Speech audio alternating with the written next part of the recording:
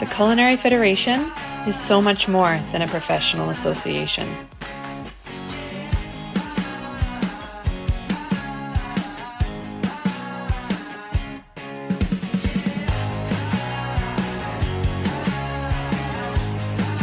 It's friendship.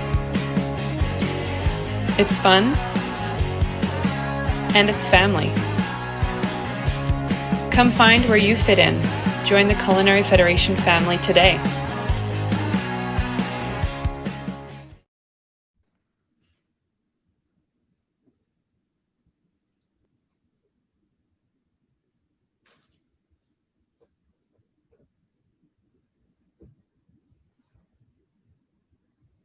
I think you're on mute, Jay. I was going to be like, I can hear you. I can't hear myself. I was saying, Peter, you were staring at the floor. This camera froze, whatever. And I was like, is there something on the floor? Anyways, welcome, Peter, to the show. And Chef Runa. Did I get it close? Runa? Yeah, almost. Yeah. All right. Well, welcome both of you. It's a complete honor to have you on the show, Chef. And Peter, if everyone didn't hear me earlier, Peter is one of our merchandising leads for Canada, and also the seafood guru, I think. You know a lot about seafood, Peter. Well, I wouldn't call myself a guru. I mean, been doing it for a while. How long, Peter? Come on. Only like 40 years. Oh, wow. The food service industry, Jay, thank you for being so kind, but a few years longer than that. So. Okay. That was awesome. So, Chef, I've got a lot of stuff, but let's get you to introduce yourself and talk a little bit about you today. It's all about you. Yeah, my name is Runa Kvendseth. I'm living in Stavanger. I'm 25 years old and currently working at a restaurant called Skrei, and also a candidate for the Norwegian qualification for the Bocuse store. Very cool. Very cool. And you've been a chef for 7 years or 5 years? How long? 5-6 years I've been a chef now, and seems like a long period, but it's not really. That is so cool. You know what, Peter? Surprisingly, she has to thank the Beef Wellington on directing her career path from being a pastry cook to a chef. So the old Beef Wellington has always done it. Yeah. So Chef, what are you doing today with this big? And first of all, what is this big fish you have in front of you? This is an amazing Skrei, which is in the cod family. And I would like to talk a little bit more about the fish and show you guys this beautiful seafood that we have only in Norway, actually. And also we have some raw that I'm going to talk about and some fantastic products from the raw. No way. So what's so special about that fish compared to other types of fish? So special about the Skrei is that it's actually going from the parents' sea, and it's coming back up to Norway to spawn. And usually it comes back when it's around 5 years old. And this one, I think it's around 5 years old. This is usually the size that we get. We also get them a little bit bigger, actually. And the difference between this and the cod is that the cod is actually kind of staying in Norway. It stays around the coast, so it doesn't swim that much. So the meat of the fish is actually much whiter with the skrei, and it's much more firm and a little bit fresher. Chefs must love that. Yeah, right? For plate presentations and stuff like that. I mean, the season is short, so you have to like really use it when it's in season. And if you go to Norway between February and April, all restaurants have the skrei on the menu. Wow. Peter, you've never seen something like this before. No, I've never dealt with that species, but it's really interesting to hear. So I'm assuming that it is related to the cod family. Yeah, it's kind of like the brother or sister of the cod. Okay. And the fact that you alluded to the whiter meat, that's really interesting. I'll bet, and I'm assuming it's very firm as well. Yeah, it's actually much firmer than the cod because it's swimming a lot longer. And it's actually that all skreis are cod, but not all cods are skreis. So it's kind of like maybe it's making more sense to you. Sure. They're like very, very related, absolutely. But the skrei it's much more exclusive, you can say. Okay. Well, let me ask one quick question. Obviously, you have access to northern cod and such there in Norway. This fish, is it in abundance, or is it certain times a year where you would find more of it as opposed to less? Yeah, you can actually only get it from February to April. So the season is like ending almost this week, kind of. So this is like one of the last ones that we will have this year, and then we have to wait all the way to next year before we have. Okay. And I would assume most of that the skrei is sold fresh. Yeah, definitely. Usually they fish it and it's packed and sent away between 6 and 12 hours after it's actually caught. Wow. So it's super fresh when we get it. Wow, that's excellent. That's great. Yeah. Very cool. It's so cool. So, Chef, quick question. So how do you usually cook this fish then? Like, what's some of the practices that you see there? Yeah, the fish is beautiful as a pan-fried, but it's also really flaky. And it has like, when you bake it, you almost cannot over-bake it. It's really good as a confit fish, but you can also serve it raw, like, for example, with if you cure it and it stays for a couple of days, it's actually very nice and tender meat. So it must be you said, like, Chef, you've worked on some Michelin stars restaurants over there. Do they use this product on their menu as well? Yeah, everyone use this product. Really? When it's in season between February and April, then you can find it everywhere. It's weird if you don't find it on the menu, because then they're not doing seasonal food, which is a little bit stupid, to be honest. You're weird if you don't use this food. I love it. Awesome. Well, we're going to break for a quick commercial, and we're going to come back, Chef, and we have some more questions. And Peter, you got great questions, buddy. Bring you on more shows. Sure. We're going to be right back after this. It's not about turning on the lights, starting the grill, and prepping the food. You put on an apron, flip the open sign, and ready for the day. Regulars sit at the same spot and tell stories that bring smiles. Some days can be chaos, challenging. You persevere because you have an undaunted passion, a calling to make people feel welcome and warm. Guests come and go, some you may never see again. The restaurant business is heaven and hell. It's laughter and tears, forever changing and extremely challenging. When the day is done, Feeling exhausted, yet somehow content, you smile, knowing tomorrow you get to do it all again. And you wouldn't change a thing. Awesome. Welcome everyone back. You know what, Chef? There's people commenting right now on the screen there about you. Thanking you for being here today. It's so cool. So, Chef, I have to ask you about the Skrei. I gotta say it like that. Sorry. Is it becoming even more sustainable? And It is. our chefs, is it? Now, can you tell us a bit more about that? Yeah, the Skrei is actually.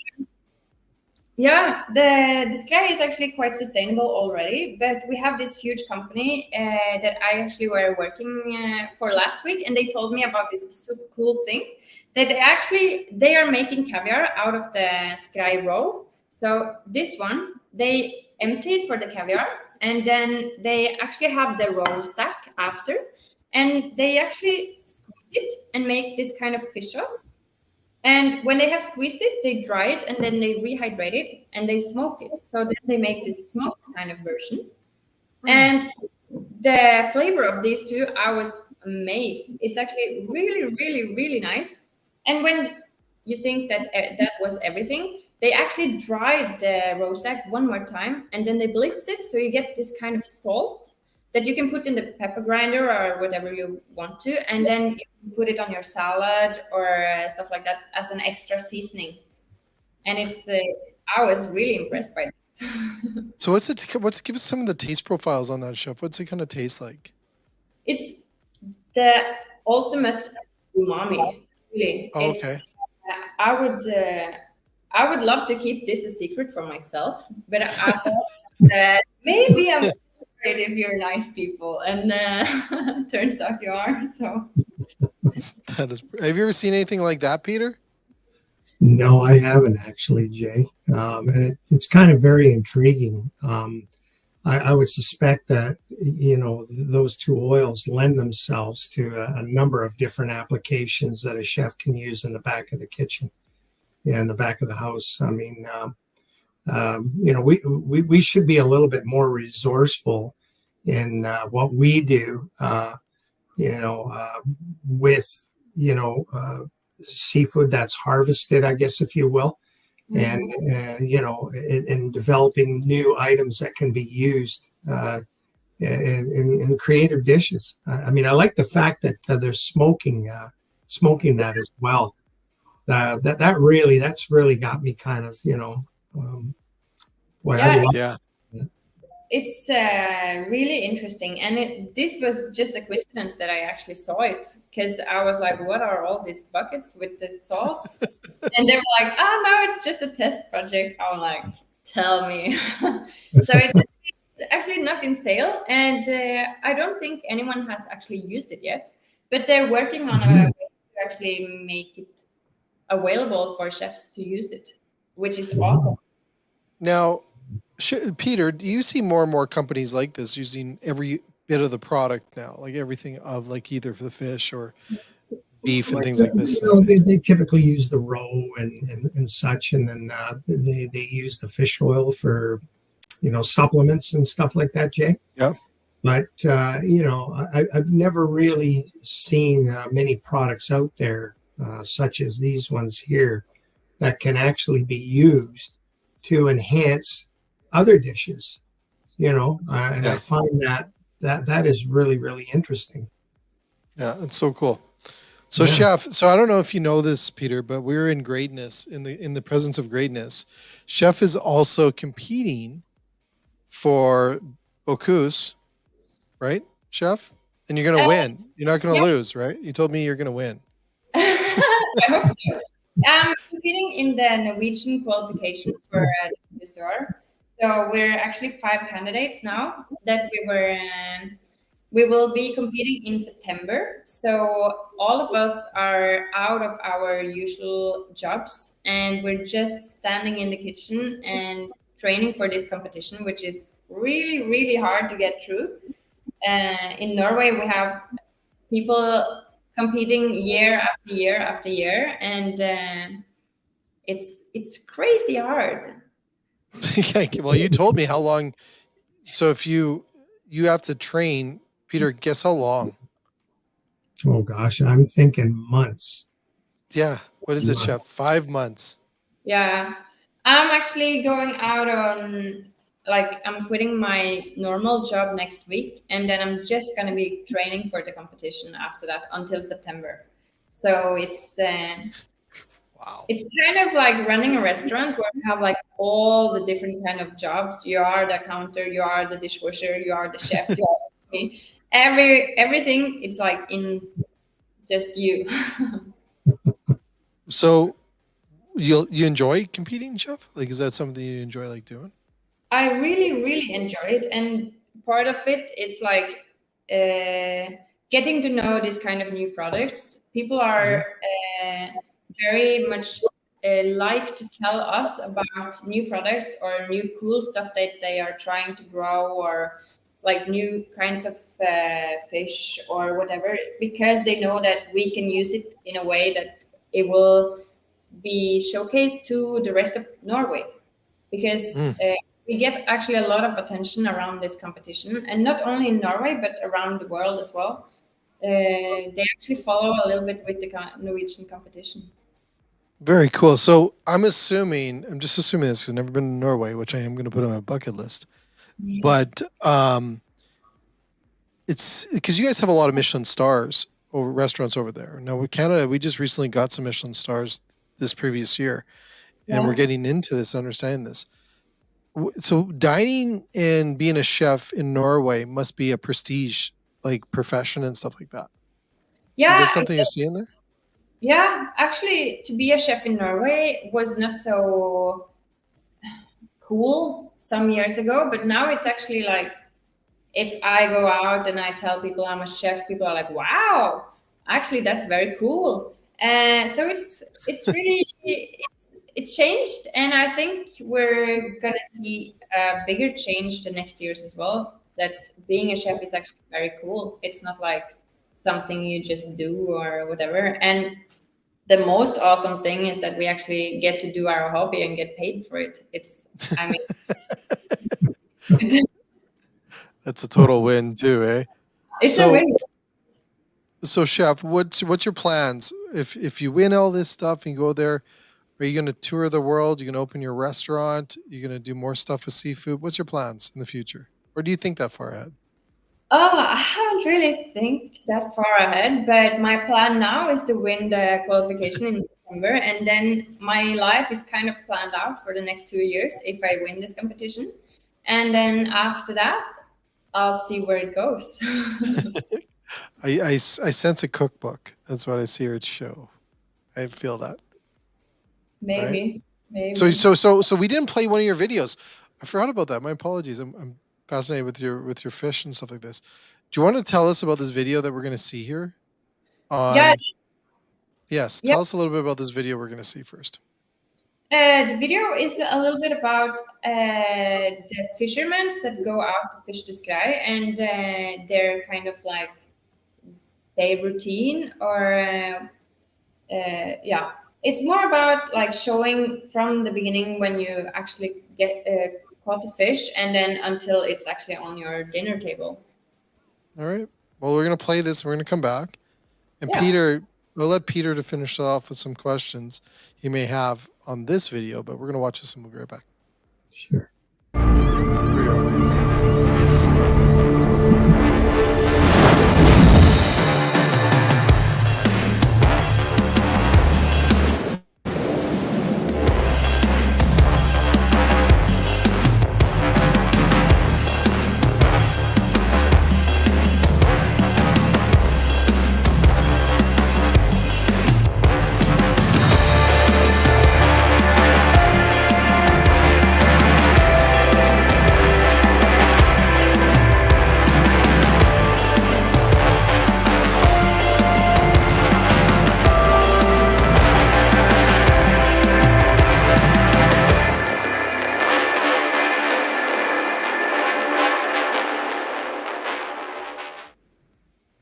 That's pretty cool. Hey, Peter? That's very cool. You know, it's always good to see seafood being harvested from very cold waters. Yeah. It's remarkable the impact and the effect the water has on the actual flesh of the fish. Yeah. Firm, white, and well, whether it's Skrei or Norwegian salmon. Yeah. And we talked earlier about the fish, this particular species being harvested between February and April.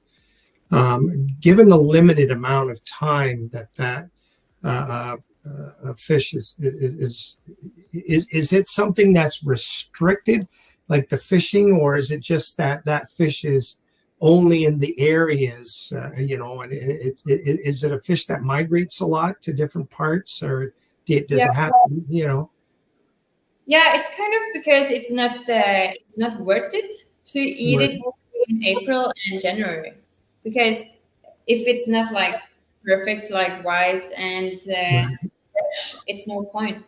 And actually migrate to a lot of places. So when it's coming back to spawn, it's when we get it actually. Okay. And the weather itself during the months of February to April are those generally some of the coldest months in Norway? I mean, in Stavanger, where I live, we have like 7 different seasons in like 1 hour. One minute it's snowing, the next one it's raining, and but in the north it's actually very much colder than in the south. It's quite. I mean, Norway is a long country, so it's kind of different temperature. But here in Stavanger, we have like more windy. It's not so cold during the winter. In Oslo, it's more cold. It's not so windy, and the same with the up in north. It's a lot of wind, and sometimes we cannot get the fish as well because it's too much wind. So the fishermen cannot go out to fish. Oh, okay. Now, is there a particular quota that they tie to this particular fish, or is it just the months? Yeah, I think the fish maybe has like some kind of calendar, so it knows when it's coming back. The season is between February and April every year. Maybe it will change if the climate change more. We will. Yeah, because it's important to harvest certain species when the weather is or the water is cold. During certain times of the year, because the last thing you want is to harvest fish. I know we run into situations with North Atlantic haddock and cod and such when it's harvested in warm weather. The flesh tends to turn soft and yellowy. Yeah. This year we actually have like the season until the actual end of April, because last week, for example, it was snowing here. Usually in April it doesn't snow. We usually have like all the flowers blossoming and stuff like that now, but the spring hasn't really arrived yet in Norway, so that's why we can still actually get the really nice skrei like I have today. Beautiful. That's great. Beautiful. That's pretty cool, Chef. So last question for me. What is your favorite dish? What's your favorite dish to make? Oh, I should say something with skrei then. But I have some pictures. These are some pictures of the stuff that you have had that you've made, right?